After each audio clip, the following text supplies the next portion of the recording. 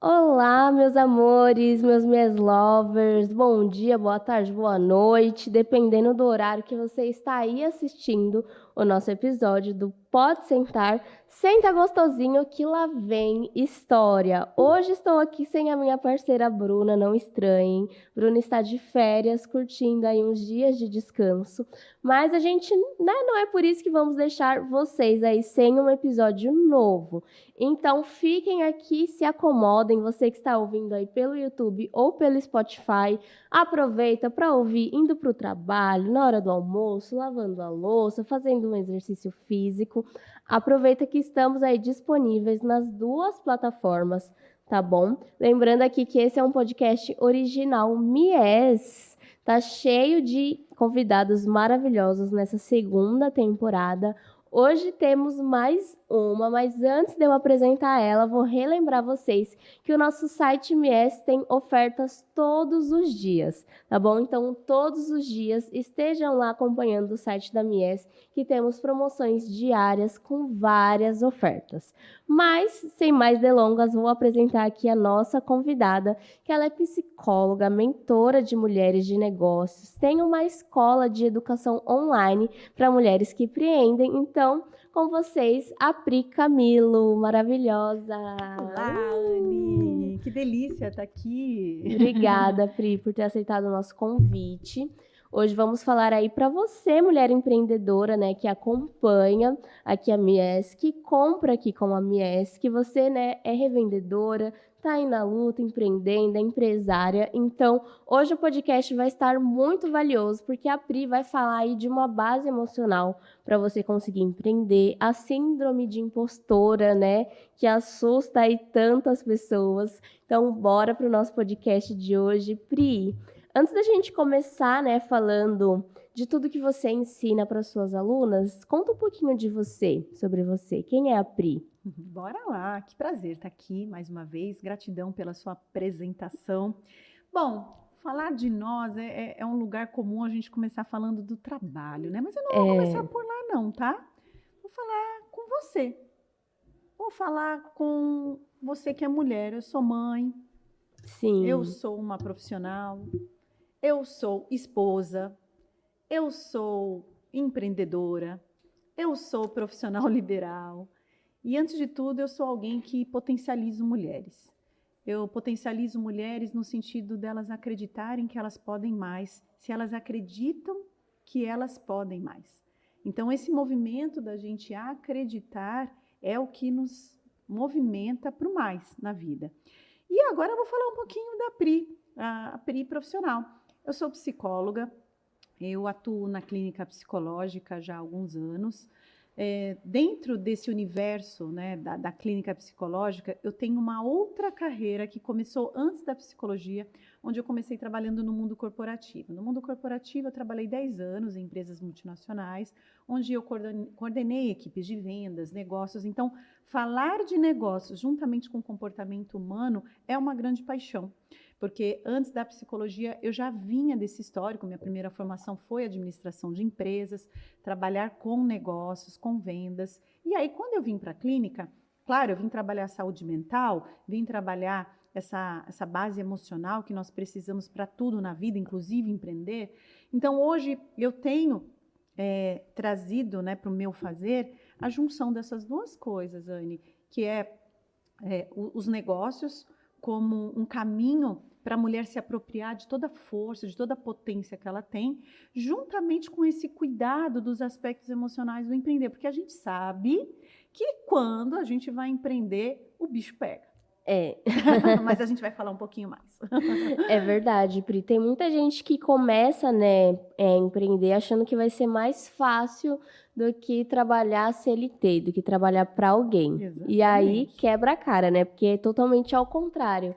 É muito mais difícil, muito mais desgastante. Mas quando a pessoa gosta disso, né, ela consegue ali insistir.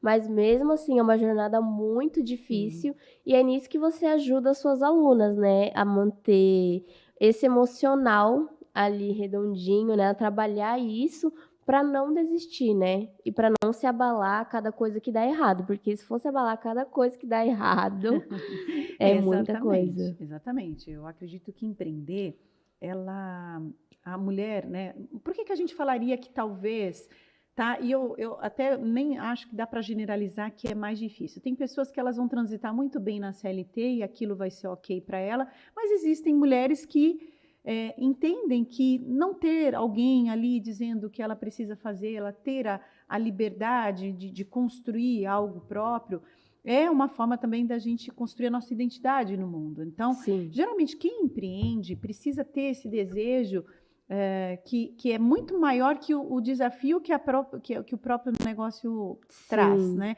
Que é esse desejo de deixar a sua marca, esse desejo de fazer algo que vai te motivar no dia a dia, não só a pagar boleto, né? Claro que isso é muito importante, né? A sua sobrevivência, a sobrevivência do seu negócio, mas eu penso que se a mulher entender que o negócio dela é uma extensão da própria história dela, o porquê que você vende tal produto, porquê que você vende tal serviço, tudo isso é tão importante, né? Então, quando a gente entende o que é um pouco além, é muito Sim, mais do que você abrir um CNPJ, uma MEI, uma empresa lá e falar, bom, eu vou vender esses produtos. Não, é entender o porquê que eu faço, sim. Qual o né? O que eu objetivo? faço, né? Então, parece que isso é pouca coisa, mas é isso que muitas vezes sustenta, inclusive, marcas que começaram pequenas e que se Uhum. tornaram grandes marcas. Então, a gente tem um grande porquê, né? E quando eu falo de ter um grande porquê, qual o impacto que eu,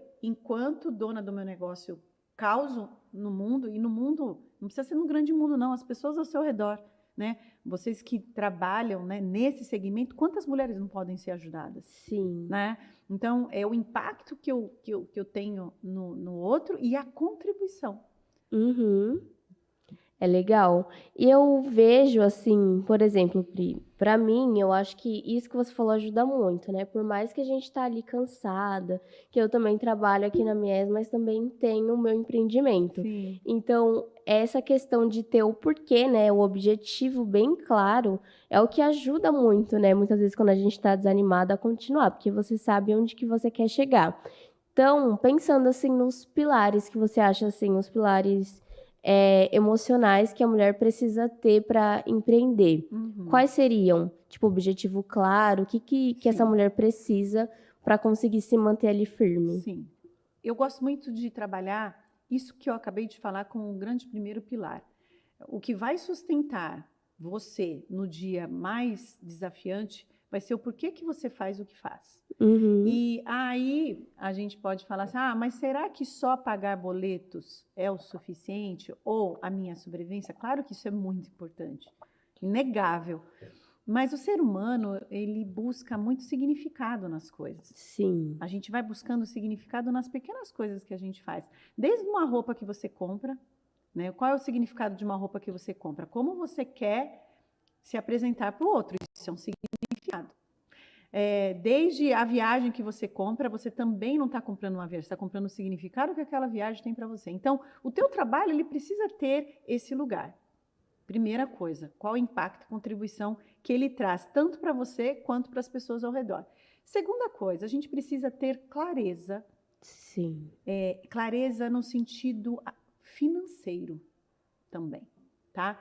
Quanto que você quer ganhar nos próximos 3 meses, A meta, né? 6 meses, um ano? Qual o teu sonho qual o sonho que você tem que o seu negócio pode ser um agente bem gatilho para esse sonho acontecer, né? Porque às vezes a gente tem um negócio e a gente acha que o negócio está ali só para a gente sobreviver no dia a dia. Não, mas o seu negócio, se Sim. ele for bem conduzido, ele pode ser um, um agente dos seus sonhos. Aquela Sim. viagem que Para você quer você, para a fazer, família. exatamente. Pagar o plano de saúde dos seus filhos. Mas só isso sustenta? Claro que não, mas isso são metas importantes. E metas pessoais. Eu gosto de metas financeiras e metas pessoais. Eu penso que quem tem um negócio precisa também ter metas pessoais, no sentido, não só eu quero alcançar. A meta pessoal, o que eu preciso desenvolver em mim ainda? Eu não sei, como eu trabalho muito com empreendedora digital, que tem negócio digital, eu ajudo muito psicólogas, terapeutas a terem negócios digitais. O desafio delas é, Pri, não sei vender. Não sei vender. Falei, como? Não existe não sei vender. Né? Vamos aprender. Vamos aprender, né? Então, qual que é a meta pessoal que você precisa desenvolver enquanto empreendedora? É vender? Ter novas habilidades na venda, na sua comunicação, na forma como você oferece seu produto? Eu saber fazer boas perguntas para os meus clientes a fim de entender as necessidades dele? A minha habilidade é talvez parar de ser vergonhosa, que é uma característica aí que pode estar te atrapalhando, tá? Então, como que isso pode ser trabalhado? Tudo em nós, né? Eu costumo dizer que a gente chega nesse mundão meio pedra bruta e a gente vai sendo lapidada. Só que a gente precisa querer ter esse lugar de lapidar a nossa pedra. E muitas vezes eu percebo que falta nas mulheres esse desejo, tá? Não em todas, a gente vê que muitas estão aí buscando esse autoconhecimento, esse autodesenvolvimento, porque você só vai ter ganhos, mas algumas falam, vou ficar aqui nesse lugar que eu tô, tá confortável. Eu costumo dizer, né? Eu vou falar uma coisa assim, bem metáfora. Sabe aquele tonelzinho de merda? Tá quentinho, sabe? Mas tá gostoso? Então tem umas que gostam de ficar ali, né? Então eu acho que a gente precisa ter um incômodo com esses tonéisinhos de merda que às vezes a gente tá, né? Desculpa o termo, mas é esse, gente, não tem outro. Pri, uma coisa que eu já observei em muitas mulheres que empreendem, né? Desde quando eu fui começar a empreender e fui pesquisar muito sobre isso, é que tem muitas mulheres que têm medo de crescer. Você já pegou alguma aluna, assim, ou alguém que você conheceu com esse medo de crescer? Tipo, às vezes o negócio da pessoa tá indo bem, tá dando frutos, tá crescendo, mas ela quer estagnar porque ela tem um medo de crescer e criar muita responsabilidade. E aí eu penso, é muito um pensamento, assim, autossabotador, né? Porque, né, tipo, você ser pequeno e ser grande dá o mesmo trabalho. A diferença é que você, pelo menos, vai estar ganhando dinheiro, vai estar dando certo, mas tem muita gente que tem esse medo. Você encontra isso em muitas mulheres que são suas alunas? E como? E aí a gente tem uma série de explicações para isso. E explicações muito interessantes, inclusive. Vamos lá.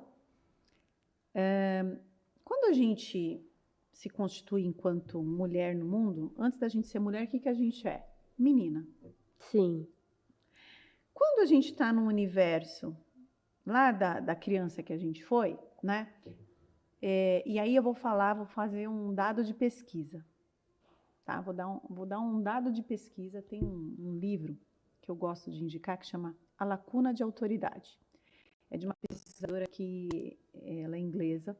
É um livro assim impactante porque ela traz uma série de pesquisas que existe uma lacuna de autoridade entre meninas e meninos, mulheres e homens. O que é a lacuna de autoridade? Vou dar um exemplo. Se você colocar a Mary Ann, né, essa pesquisadora, ela trouxe uma pesquisa que ela falava assim, dentro de uma sala foi proposta uma atividade para meninas de 6 anos e meninos de 6 anos. Nessa proposta dessa atividade, os grupos tinham que se reunir para vencer um desafio, para vencer lá um desafio que estava sendo proposto. Quando falaram que ia ser um desafio difícil, existiam meninas e meninos na sala de aula. Quando as meninas ficaram sabendo que seria um tema mais desafiante, inclusive envolveria números, o que aconteceu? As meninas chamaram mais meninos para os seus grupos ou meninas para os seus grupos? Agora eu fiquei na dúvida. Meninos. Meninos. Chamaram meninos porque existe no inconsciente coletivo, tá? O que é o inconsciente coletivo? Aquilo que eu sei, eu nem sei porque eu sei isso, mas na minha cabeça os meninos são mais inteligentes para matemática, eles sabem mais desafios. Coisa difícil é com o menino. E aí, a gente está falando de meninas de 6 anos. Será que quando a gente se torna uma mulher adulta e vai empreender, será que essa lacuna de autoridade de alguma forma não está dentro de nós? E essa lacuna de autoridade, a gente não vai entrar num papo de comparação de homens e mulheres, mas é algo que existe tá posto, né? Então a gente cresce muito com uma ideia de que talvez os homens possam se desenvolver melhor quando eles abrem negócios. Eles lidam melhor com dinheiro, eles lidam melhor com desafios. Então, Sim. isso não nasce do dia para a noite, isso é constituído dentro da sociedade por muito tempo. E aí a gente não sabe por que quando a gente vai ficar com medo de ir à frente e sentir que às vezes a gente não vai conseguir e tal. Da onde que vem isso? De uma série de elementos que vem desde a criança que a gente foi, tá? Fora isso, Anne, tem uma coisa que eu gosto de trabalhar bastante, aí é num nível um pouquinho mais profundo, que é uma certa lealdade familiar. O que é a lealdade familiar? Quando nós, mulheres, né, viemos de uma família de outras mulheres, né, que não tiveram tanto sucesso, e aí vamos supor que você foi a corajosa da sua família e falou assim, eu vou empreender, eu vou montar um negócio, e eu quero me dar muito bem, quero ser rica. Essa palavra, pronto, tem umas que falam, dá até frio na barriga, essa palavra, né? Que se fala para provocar mesmo.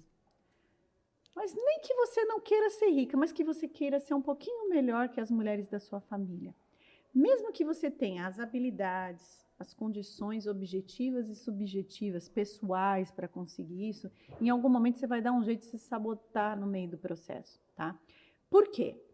Porque isso precisa ser feito um trabalho de base emocional. A gente não sabe por quê, mas em algum momento a gente, se você começar a se destacar entre as mulheres da sua família, é como se você estivesse olhando para elas, ao invés de falar, olha, eu vou fazer isso por todas nós, porque eu cheguei aqui, inclusive porque outras mulheres, né, às vezes vai ser a nossa mãe, vó, tia, outras mulheres que sofreram muito mais dificuldades, né, por não conseguirem chegar em algum patamar. E essa lealdade familiar é algo muito sutil, vem dessa base emocional que a gente precisa trabalhar, e aí a gente dá um jeito de fazer um negócio dar ruim, sabe? Porque eu digo, né, que eu costumo dizer que a gente é mais leal do que livre. Sim. Né? Eu gosto muito da ideia de liberdade, aliás, eu empreendo porque liberdade é um valor muito grande para mim, mas nessas questões familiares, a gente precisa revisitar a nossa história familiar, porque muitas mulheres não aceitam ser a primeira mulher de sucesso da sua família. Ah, mas como assim? Imagina! Eu quero ser a primeira mulher de sucesso da minha família. Será? Quando você está perto de dar aquele chute no gol, você dá o gol ou você recua? Você fica com medo de alguma coisa, de julgamento, do que vão falar? Sim. Não sei, faz sentido isso para você? Assim, eu falando aqui, você pensou na sua família? A gente pensa, né? A gente pensa. Eu mesma, eu venho de uma família onde minha mãe foi uma dona de casa. Sim. E uma dona de casa daquelas boas mesmo, assim, sabe? Que a família foi muito bem conduzida. E por muito tempo, mesmo eu sendo uma profissional, né, que ajuda outras mulheres, eu passei pelos meus processos também para empreender. Eu tive que olhar para isso, né? E hoje eu posso dizer que em algum momento isso já me pegou no passado, hoje já não me pega mais. Mas eu tive que olhar para isso e olhar se no fundo, eu queria mesmo ser uma mulher de sucesso. Porque às vezes a gente está trilhando, criando como se fosse um cenário para o sucesso, mas na hora de dar o show, você sai fora. Sim. Né? Então, isso é muito importante. Legal, gente. Então, ó, estão vendo aí, né? Vão anotando aí tudo, assistam e reassistam, porque muitas vezes a gente pensa, né, que tá tudo bem, que a gente tá com o emocional ótimo, mas tem muitas coisas que são enraizadas, principalmente da infância, né, Pri? Total. Eu, quando comecei a fazer terapia, percebi que a gente carrega muito mais coisa da infância do que a gente imagina. Total. Coisas que às vezes você nem lembra, e aí na terapia você fica, meu Deus, isso aqui aconteceu, e aí ocorreu isso na minha vida adulta, e vai desencadeando várias coisas. Então, isso é muito importante. E como estávamos falando aqui também, Pri, né, da síndrome da impostora, Explica melhor pra gente o que que é a síndrome, se muitas mulheres que você atende, que são suas alunas, acontece isso, se é a grande maioria, se é a minoria. Como que Uhum. acontece essa síndrome e Sim, por que que ela acontece? tá. A síndrome da impostora foi um nome dado, né, por uma pesquisadora que começou a fazer isso lá em 1900, meados de 1950, começaram a pesquisar, porque começaram a olhar muito o mundo corporativo das empresas, né? Porque Uhum, mulheres que estavam nos mesmos cargos que homens, né, dentro do mundo corporativo, muitas vezes não se sentiam preparadas, capacitadas, ainda que tivessem os mesmos, as mesmas graduações, os mesmos diplomas, tudo, uhum, né, que envolvesse os homens e envolvesse o que era necessário para o cargo. E a síndrome da impostora, embora a gente está falando muito com as mulheres aqui, ela não é um aspecto que acontece só com as mulheres. Os homens também têm a síndrome do impostor, tá? E de forma, assim, bem simplificada, tá? Isso daria, assim, um podcast de muitas horas para a gente falar. aham, Síndrome do impostor, né? A síndrome é um conjunto de sentimentos, emoções, sensações, né? Tudo que é síndrome são muitas coisas juntos, né? Como se fosse um nó, onde eu me sinto que uma verdadeira fraude. uhum, E essa verdadeira fraude que a gente sente, ela independe se você tem faculdade, se você tem pós-graduação. Inclusive, pessoas que têm muitos diplomas, pessoas que têm muita capacitação também sentem essa síndrome, né? uhum, Então, na verdade, é um lugar que vai mexer muito com a nossa autoconfiança, né? Com a falta dela, inclusive. sim, Porque se eu sinto que eu não sou a pessoa certa para fazer isso, então vai vir perguntas assim: ah, mas será que eu não estou me achando muito para estar nesse negócio aqui? Será mesmo que eu tenho mesmo tudo que precisa? Ai, se uhum, eles soubessem, ou se elas soubessem que eu sou péssima nisso, que eu sou péssima naquilo, vai que me descobrem. É como se a gente tivesse uma cortina que a gente entra atrás dela e a gente se esconde, é, olhando para tudo aquilo que a gente acredita que ainda precisa ser desenvolvido. E é óbvio, todo ser humano vai ter aspectos para desenvolver, mas essa dúvida constante sobre será que eu estou preparada? Ah, mas se descobrirem que eu não sou tão boa assim? E se descobrirem que eu não sou tão boa assim? Isso é muito comum, né? E aí isso acontece com a maioria das pessoas, com todas elas que vão principalmente empreender. uhum, Porque o empreender, ele evoca e provoca comportamentos novos nossos. sim. Abdicar de muitas coisas, mudar a mentalidade, mudar hábitos. Sim. Coisas assim que você fala, nossa, mas eu vou ter que lidar com isso mesmo? De verdade? Aham. Eu vou ter que montar toda essa estrutura. Peraí, eu vou ter que pensar na parte financeira do meu negócio. Eu vou ter que pensar na parte de vendas, marketing. Eu vou ter que pensar na logística. Eu Vou vou ter ter que que fazer pensar. as compras. Eu vou ter que fazer as compras. Mas peraí. E eu que vou ter que escolher? Nossa, mas a vida inteira minha mãe escolheu as coisas para mim. Mas a vida inteira meu marido disse para mim o que eu tinha que fazer. Mas a vida inteira. Sim. E aí eu costumo dizer, tem uma frase, né? Que eu trabalho muito com as minhas alunas, que são psicólogas e terapeutas como eu, mas elas também estão montando seus negócios digitais. E Sim. aí eu falo, ó, um negócio é lugar para se adultecer, Uhum. né? Meninas constroem hobby, mulheres constroem negócio. Sim. Então a gente precisa muito desse lugar do adultecer. E Uhum. adultecer não é porque nós nos tornamos mulheres maiores de idade que nós adultecemos. Sim. Né? Não tem a ver com o nosso processo cronológico de desenvolvimento, tem a ver com nossa mentalidade para Uhum. protagonizar, para ser dona do negócio e falar, olha, aqui eu nem sei por onde começar esse negócio, mas eu vou começar e executar. O adulto, ele não tem a certeza. Quando a gente adultece, quando a gente é criança, adolescente, os pais dão uma previsão que se a gente fizer uma coisa vai acontecer outra, não é? Sim. Aí a gente vai para a vida adulta do trabalho, o que a gente vai fazer? A gente vai experimentar as coisas. adulto se experimenta, porque muitas coisas a gente não tem certeza mesmo. Mas eu vou fazer isso acontecer. Eu vou entrar em jogo, né? Eu vou pôr a minha pele no jogo, skin in the game, né? Sim. Então, você tem que jogar, não tem... E assim, mas como que eu adulteço, Pri? O adultecer não tem a ver com idade, tem a ver com mentalidade, com um trabalho com você mesma. E às vezes vai precisar de uma ajuda, inclusive de um profissional, como um psicoterapeuta, para te ajudar nesse processo, né? De você ter um suporte para aguentar as adversidades. Porque a criança, ou até adolescente, né? Quando vem a adversidade, né, Anny? A gente vai lá, Sim. dá aquela choradinha, dá um colo. O adulto, muitas vezes, a gente vai ter que se jogar, e às vezes a gente vai ter que dar colo para a gente mesmo, no nosso choro, né? Então, é muito esse lugar. Se consolar. Né? Exatamente.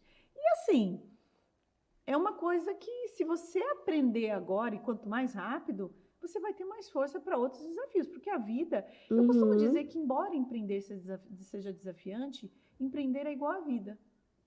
Tudo é desafiante. Sim. O que não é? A vida adulta, né, em si. Exatamente. Tudo é mil flores, né, quando a gente é lá criança, e ainda assim, né, as crianças têm os problemas de criança. Então, é muito comum, né, as pessoas irem para esse lado de empreendimento e se decepcionar, porque não imagina que é tanta coisa, é tanto problema. Mas a gente pensando assim, como vamos, digamos, curar essa síndrome da impostora. A pessoa que está assistindo aqui se identificou, tá vendo que tá batendo com ela, se identificou, fala, eu tenho síndrome de impostora. Como que ela consegue sair disso? Uma coisa que eu já vi que muita gente fala é aquele fingir até ser, né? Então, muita gente que finge ser autoconfiante, que finge, né, que já tem um negócio grande, muita gente que trabalha isso porque fica treinando a sua mente até que você comece a acreditar nisso de fato. Essa é uma tática que você já adquiriu, que você ensina para suas alunas? Tem alguma outra tática? Eu penso assim, tudo que envolve o aspecto, que envolve as nossas emoções, que envolve as nossas sensações no empreender, a gente precisa ter muita coragem para olhar, para falar, é isso, peraí, na hora que eu sou desafiada a ir para um passo maior, a alcançar uma meta maior, eu tendo a me sentir uma fraude. Vai que eles descobrem que eu não sou tão boa assim. Isso você vai sentir. Primeira coisa, Pri, mas e se eu fizer bastante curso e me capacitar? Então, bonitas, você pode morrer de fazer curso, né? Como eu falei, às vezes pessoas que têm doutorado, mestrado, sentem a síndrome da impostora de qualquer jeito. Como que a gente trabalha isso? Primeiro, detectando. Nossa, às vezes eu sinto que eu tenho uma impostora dentro de mim. Me sinto menos hábil que as pessoas, me sinto... Então, detectou, descobriu isso. Primeira coisa que tudo na vida é consciência. Tudo. Se você quer mudar algo, é a consciência os níveis de que... de consciência, né? Tenho a consciência de que isso me pega. Poxa, que legal. Consciência chegou? O que eu faço quando eu tenho consciência? Eu costumo dizer que a consciência, junto com a consciência, vem uma responsabilidade. Sim, você decide, né, se você vai dar atenção àquilo ou se você vai fingir que não existe. Exatamente. A responsabilidade, né, e a própria palavra responsabilidade é a habilidade de eu dar respostas. Né? Responsabilidade. A habilidade de eu dar resposta para as coisas que me vêm. Então, a responsabilidade é o que eu faço com a consciência que eu tenho. E uma vez que você sabe que esses pensamentos fraudulentos, né? Mas se perceberem que eu não sou tão boa assim, e se eu chegar lá e achar que não vai valer a pena, de que de repente eu não sou tudo isso que eu imagino ser, será que eu não estou me achando? Uma vez que você detectou esses pensamentos, você precisa entender qual é a frequência que isso está presente no seu dia. É muito? É pouco? É demais? Isso te paralisa? Paralisou? Você tem que procurar uma ajuda psicoterapêutica, primeira coisa. Segunda coisa, fingir até ser. Concordo até um pouquinho. Se você está o tempo todo fingindo, a gente começa a criar uma máscara que machuca a gente, Sim. né? No começo, é aquela história. Eu gosto muito da ideia do fingir até ser. Quando a gente vai para a escola, a gente faz isso. Quando a gente vai para a escola, a gente vai apresentar aquele primeiro trabalho no grupo, né? E aí a gente vai com aquela cara de coragem, né? Que não tem coragem nenhuma, mas vai, porque precisa da nota. E a gente finge que a gente tem coragem e fala tudo aquilo que a gente decorou no trabalho, para a professora acreditar que a gente é boa naquilo, mas na verdade a gente decorou. Ali é um bom fingimento, porque te tira do lugar de ficar Te faz ter a coragem, né? de ir para frente. Esse fingir é importante. Mas esse fingir não pode ser por muito tempo também, porque um fingimento, embora fingir até ser, e eu escuto isso bastante de coach. Sim. Né?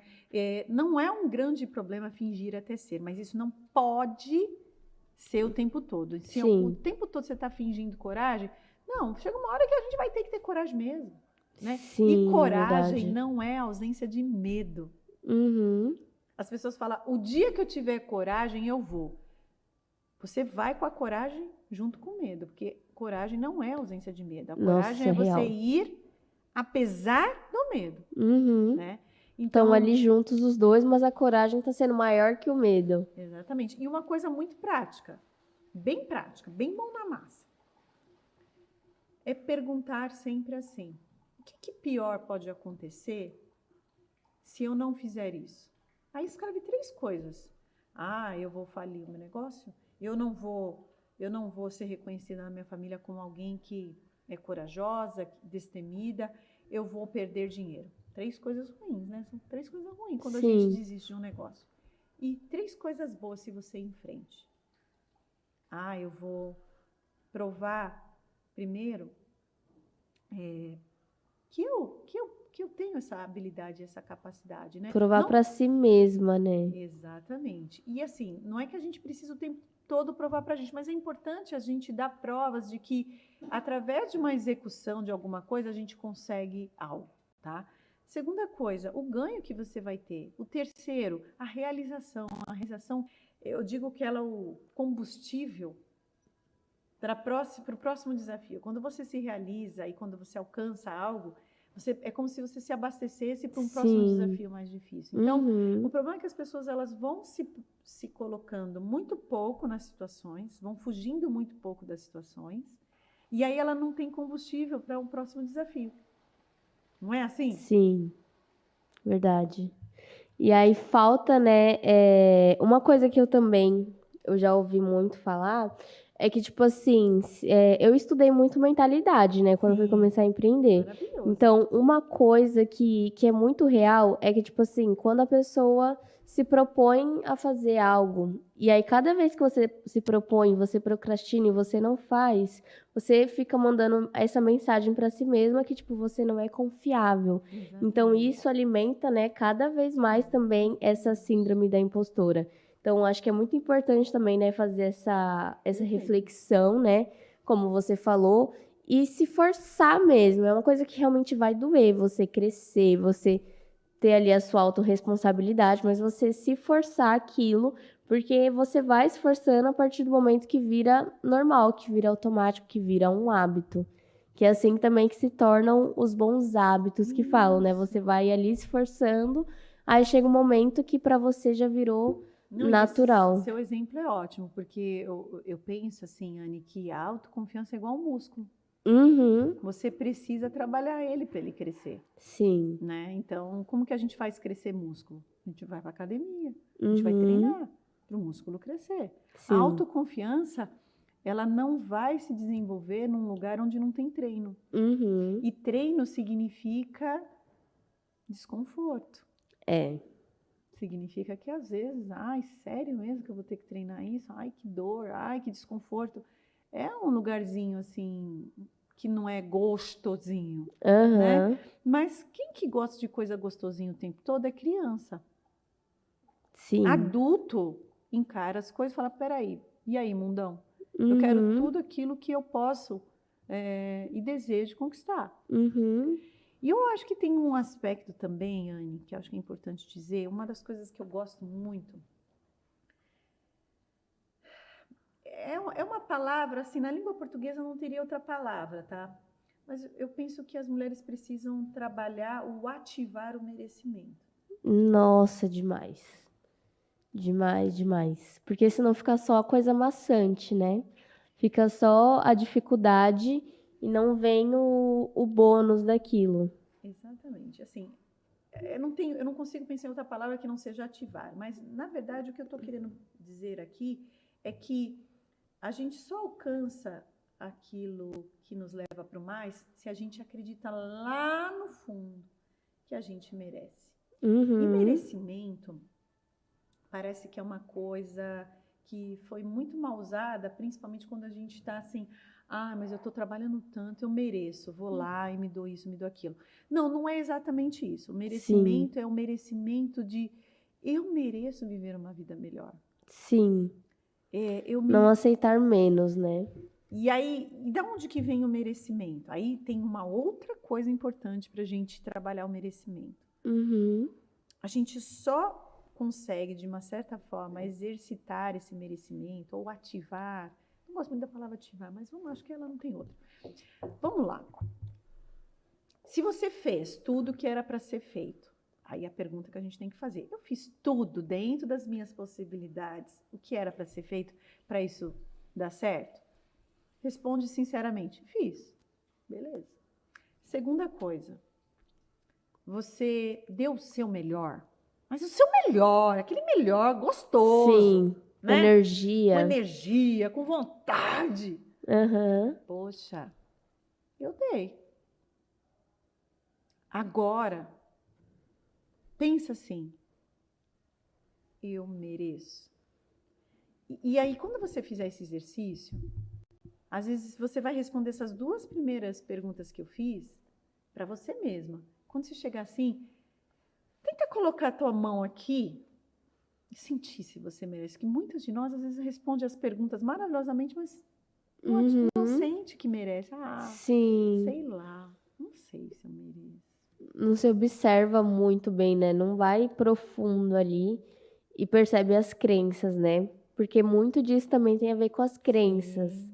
Crenças da família, de que gente que tem dinheiro, gente que não presta, gente que ganha muito dinheiro porque fez coisa errada. Isso. E aí tudo isso vai ficando instaurado na sua mente. Total. E aí isso vai te sabotando sem você nem mesmo perceber, né? É aquela história da lealdade. Sim. Muitas vezes nós somos muito leais às crenças familiares que a gente carrega, né? Então, essa questão do merecimento, não é porque você é melhor, eu costumo dizer, não é que você é o alecrim dourado da família, né? Mas que se você quiser conquistar uma história um pouco diferente da sua família, e eu digo assim, né? E fazer isso numa postura correta também, não é simplesmente... eu vou deixar tudo que eu recebi dos meus familiares e vou ser melhor que todo mundo. Não, isso é uma postura arrogante, né? Uma postura onde a gente entende que os pais, dentro das possibilidades que eles tinham, fizeram melhor. Sim. Os familiares ou quem quer que tenha feito o que fez por você anteriormente. E talvez fazer valer a pena, através do seu negócio, o seu sucesso, né? Sim. E o que é legal, se você entender que o seu sucesso muitas vezes é o sucesso de outras mulheres que vieram antes de você, né? E eu costumo dizer, né, minha mãe ela vibra, né? Assim, ela não teve as mesmas condições que eu tive.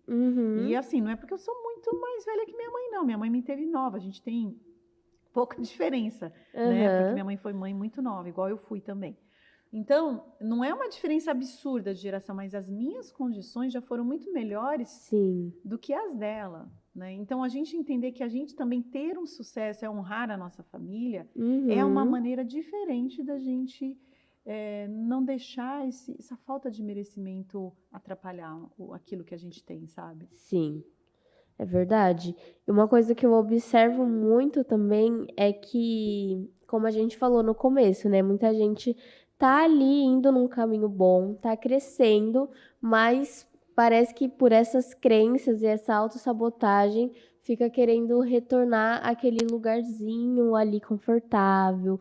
Acontece muito assim com as suas alunas, por exemplo, delas começarem e já quererem desistir, ou enxergar muita dificuldade, ao invés de também estar enxergando esse crescimento também por se comparar com os outros? Sim. Acho que isso é muito comum, Anne.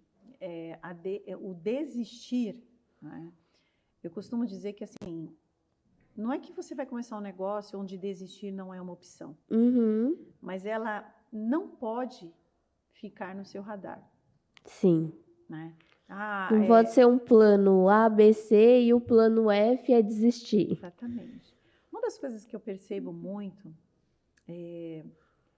eu vou desistir se isso não der certo. Quando você faz se isso não der certo, você está criando já um cenário Sim.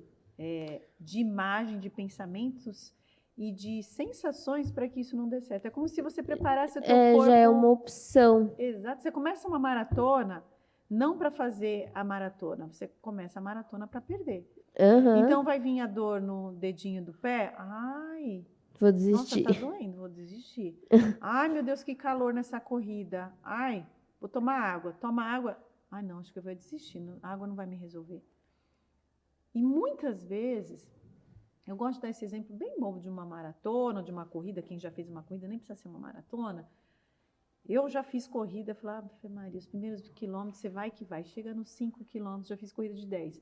5 quilômetros, você ainda está ali.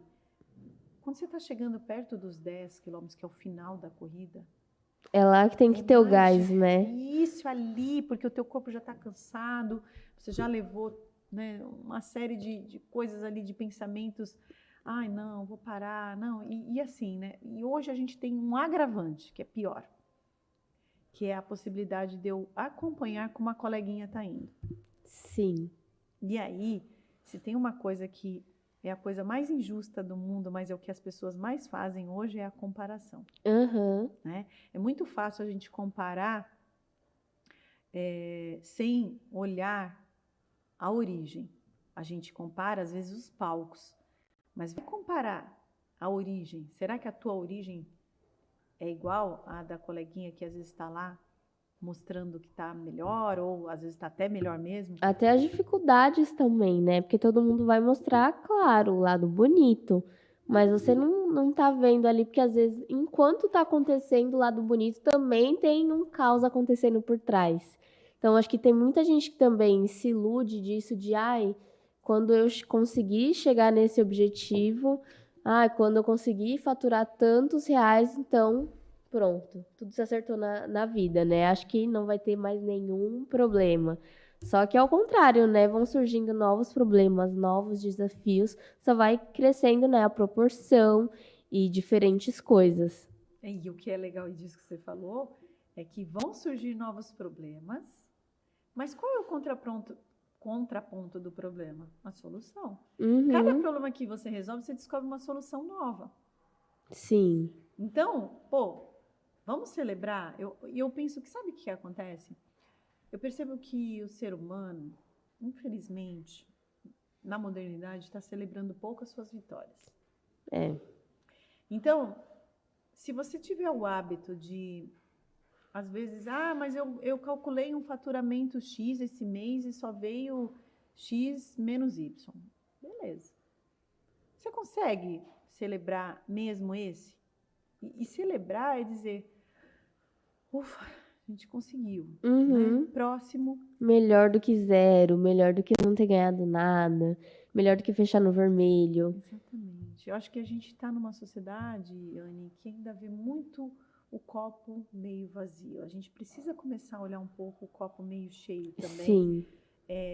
Justamente porque existe esse mecanismo de comparação, ele é tão deletério, ele estraga tanto as nossas emoções, a maneira como a gente se vê, porque, como eu falo, se a gente se comparar com outro ser humano, né, dentro das condições de cada uma, história, não dá para comparar, porque cada pessoa, além dela ser única, ela tem uma história única e pessoal, intransferível. Uhum. Né, igual o seu cartão. Sim. É igual o seu cartão, não dá, hoje ainda mais ainda, né, com tanto Digital não dá, sua história é única, sua digital é única. Então, quando a gente se compara, a gente está gastando energia criativa para criar soluções para problemas novos. Então, você fica lá comparando, gasta essa energia não. Gasta essa energia não, gasta essa energia para falar. Problemas existem, né? Uma das coisas que eu acho muito bacana, teve uma época que eu trabalhei com designs, né? Designs de tudo que você possa imaginar. Uhum. E sabe qual é a cabeça do design? O design adora um problema. Ele chega para decorar um lugar ou criar uma solução de design para um espaço ou para uma pessoa. Uhum. Poxa, mas eu vou ter que resolver esse problema aqui de falta de espaço ou uma estética melhor para o ambiente. O que eles mais gostam de problemas, sabe por quê? Quando eles têm um problema, eles trazem uma solução. E aquela solução vai caber, às vezes, em outros problemas parecidos com aqueles. Uhum. Então, se a gente tiver uma cabeça, eu gosto de pensar muito que a gente precisa ter uma mentalidade, um mindset de sucesso. Sim. O Michael Jordan, para ser o Michael Jordan que ele é, Uhum. a gente só conhece o Michael Jordan se você não é da época, né? Aí, Michael Jordan é da minha época, né? Faixa dos 40 e pouco. Michael Jordan, ele foi um cara que, dentro da Liga Norte-Americana de Basquete, ele foi um cara que mais teve, assim, cestas de sucesso. Uhum. Só que, sabe quantas cestas ele errou na hora final de grandes campeonatos mundiais, às vezes regionais? Mais de 350 erros de cesta. Sim. Agora imagine, se o Michael Jordan, que é o Michael Jordan da NBA americana lá, que é o cara campeão de muitos campeonatos, ele ficasse olhando só para as 300 e poucas cestas que ele errou, você acha que ele ia ser o campeão que ele se tornou? Sim, eu já vi um vídeo da Beyoncé, assim, ela falando que ganhou, sei lá, acho que, não sei, 18 Grammys, chutando aqui, gente, um número aleatório, tipo, ganhou 18 Grammys na vida dela, mas ela tinha perdido mais de 60 vezes, tipo, algo assim. E aí ela falando pra você, se você ficasse comparando, olhando pro lado e pensando nisso, você não vai. E eu acho que é uma mentalidade muito treinada.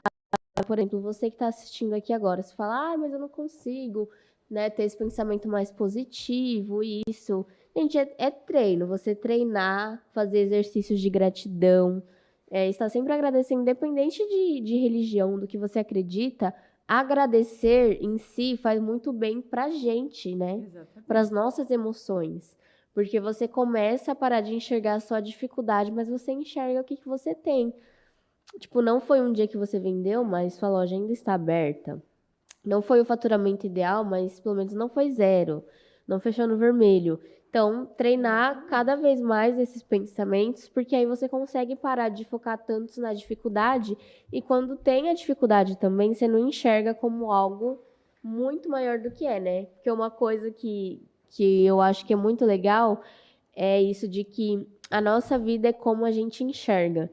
Então, se você enxerga o problema muito grande, ele vai ser muito grande, mas se você encara ele ali da forma real, às vezes não vai ser tão grande assim. Exatamente. E aí, é muito esse lugar, Anne, que você trouxe de treinar, né, e ter essas práticas diárias que eu acho que ela ajuda, mas principalmente estar em contato com... É como se a gente alimentasse a nossa mente de coisas que vão trazer essa mentalidade. Um bom caminho é começar a se interessar principalmente por leituras de mentalidade. Sim. Né? Posso indicar um aqui? Claro! Um livro que eu gosto de indicar bastante é Mindset de Sucesso, A Nova Psicologia do Sucesso, é da Carol Dweck. Eu tenho até lá nos meus destaques, no meu Instagram, acho que no @psicopricamila, se o pessoal quiser dar uma olhada lá, tem. Tá? Uhum.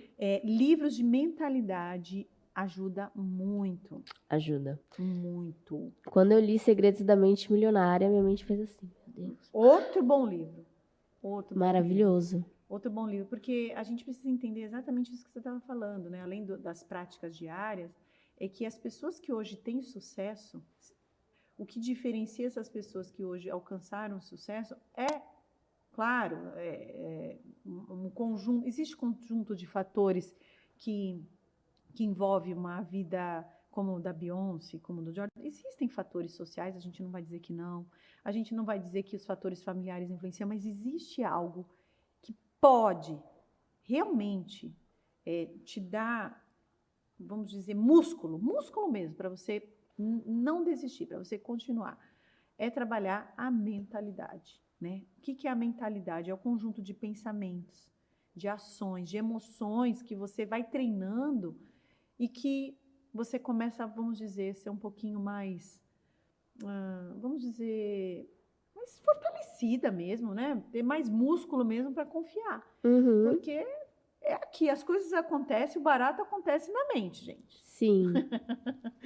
Sim. Então chegamos aqui, gente, ao finalzinho do nosso episódio. Passou tão rápido quando o papo é bom, né, Oh, Pri? delícia, eu adoro. Nossa, voou. Foi maravilhoso. Pri, muito obrigada por ter vindo. Acrescentou bastante, com certeza, pro pessoal que segue a gente, que tá aqui ouvindo. Gente, compartilhem esse episódio, tá bom? Sigam a Pri nas redes sociais dela, é Psicopri Camilo? Psicopri Camilo no Instagram. No Instagram. Sigam ela, porque lá ela tá falando muito mais sobre tudo que a gente falou aqui, né? Foi só um gostinho, 1 horinha de episódio. Passa bem rapidinho, mas sigam ela. Sigam as redes sociais também, Mies Moda Íntima e Revenda Mies. Se inscrevam aqui no nosso canal do YouTube, compartilhem esse episódio com aquela sua amiga empreendedora que precisa ouvir isso, que você sabe que precisa ouvir. Se você precisar também, sempre, né, reescute aqui o episódio para as informações, né, você conseguir fluir, né, aí memorizar tudo, absorver tudo que a gente falou por aqui. E Pri, muito obrigada mais uma vez. Foi um prazer estar aqui. Eu espero que tudo que a gente conversou, né, tenha chego e que use tudo isso a favor, né, para caminhar. É isso, meus amores. Um beijo. E até o próximo episódio. Tchau, tchau. Tchau, tchau.